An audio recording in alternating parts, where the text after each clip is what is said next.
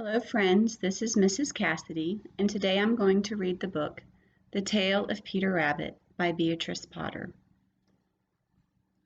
Once upon a time, there were 4 little rabbits, and their names were Flopsy, Mopsy, Cottontail, and Peter, and they lived with their mother in a sandbank underneath the root of a very big fir tree.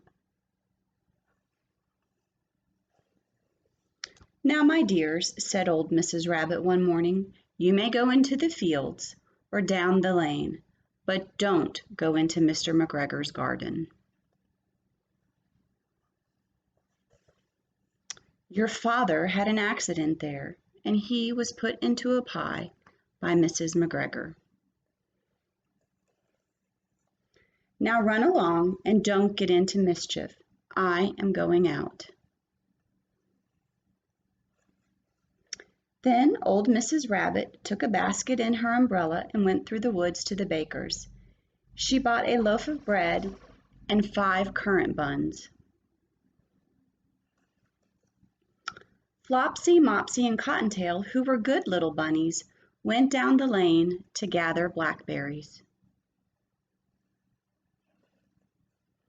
But Peter, who was very naughty, ran straight away to Mr. McGregor's garden.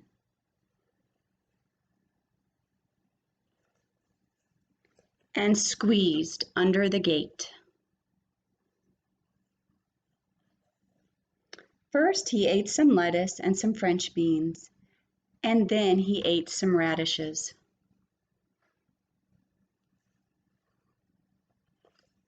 And then, feeling rather sick, he went to look for some parsley. But round the end of a cucumber frame, who should he meet but Mr. McGregor. Mr. McGregor was out on his hands and knees planting young cabbages, but he jumped up and ran after Peter, waving a rake and calling out, "Stop, thief!" Peter was most dreadfully frightened. He rushed all over the garden, for he had forgotten the way back to the gate. He lost one of his shoes among the cabbages, and the other shoe among the potatoes.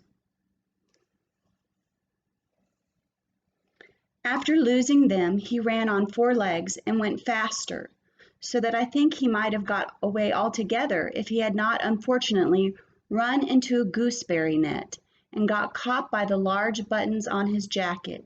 It was a blue jacket with brass buttons, quite new.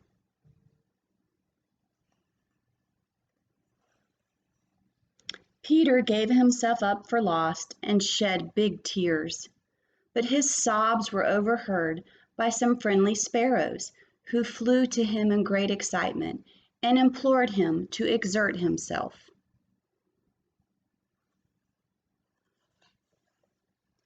Mr. McGregor came up with a sieve, which he intended to pop upon the top of Peter, but Peter wriggled out just in time, leaving his jacket behind him, and rushed into the tool shed and jumped into a can. It would have been a beautiful thing to hide in if it had not had so much water in it.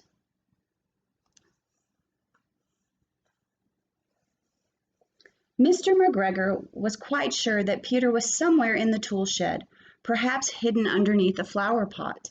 He began to turn them over each carefully, looking under each one. Presently Peter sneezed. "Kerchoo!" Mr. McGregor was after him in no time, and tried to put his foot upon Peter, who jumped out of a window, upsetting 3 plants. The window was too small for Mr. McGregor, and he was tired of running after Peter. He went back to his work. Peter sat down to rest. He was out of breath and trembling with fright, and he had not the least idea of which way to go. Also, he was very damp with sitting in that can.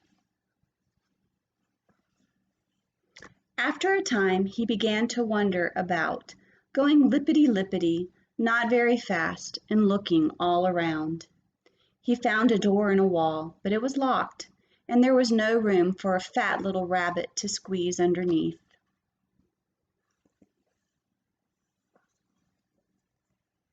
An old mouse was running in and out over the stone doorsteps, carrying peas and beans to her family in the wood. Peter asked her the way to the gate, but she had such a large pea in her mouth that she could not answer. She only shook her head at him. Peter began to cry. Then he tried to find his way out, straight across the garden, but he became more and more puzzled. Presently he came to a pond where Mr. McGregor filled his water cans. A white cat was staring at some goldfish. She sat very, very still, but now and then the tip of her tail twitched as if it were alive. Peter thought it best to go away without speaking to her. He had heard about cats from his cousin, little Benjamin Bunny. He went back toward the tool shed, but suddenly, quite close to him, he heard the noise of a hoe. Scritch, scratch, scritch, scratch. Peter scuttered underneath the bushes.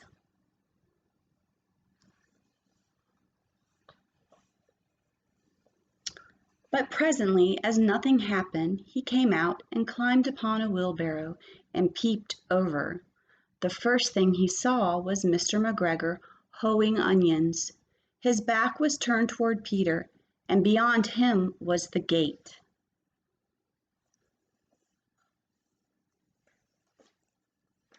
Peter got down very quietly off the wheelbarrow and started running as fast as he could go along a straight walk behind some black currant bushes.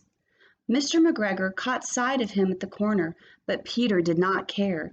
He slipped underneath the gate and was safe at last in the wood outside the garden. Mr. McGregor hung the little jacket and the shoes for a scarecrow to frighten the blackbirds.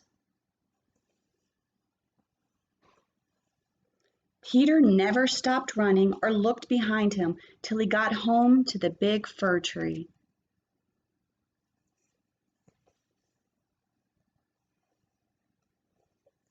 He was so tired that he flopped down upon the nice soft sand on the floor of the rabbit hole and shut his eyes. His mother was busy cooking. She wondered what he had done with his clothes.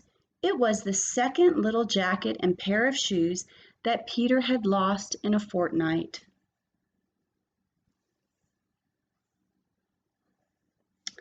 I am sorry to say that Peter was not very well during the evening. His mother put him to bed and made some chamomile tea, and she gave a dose of it to Peter, 1 tablespoonful to be taken at bedtime. But Flopsy, Mopsy, and Cottontail had bread and milk and blackberries for supper. The end. Wow. Peter is a very lucky little rabbit. What advice does Mrs. Rabbit give Flopsy, Mopsy, Cottontail, and Peter at the beginning of the story? Don't go in Mr. McGregor's garden. Why do you think that Peter chooses not to follow his mother's advice? The author says that he's naughty, which is meaning that he's disobedient, which is he doesn't listen to his mom. But do you think he's also curious or maybe adventurous? What do you think Peter feels when he's finally home again? Relief, for sure. Do you think that Peter has learned his lesson at the end of the story? Or do you think he might get in trouble again? I hope he learns to listen to his mom. Thank you for joining me for story time, and I'll see you next time.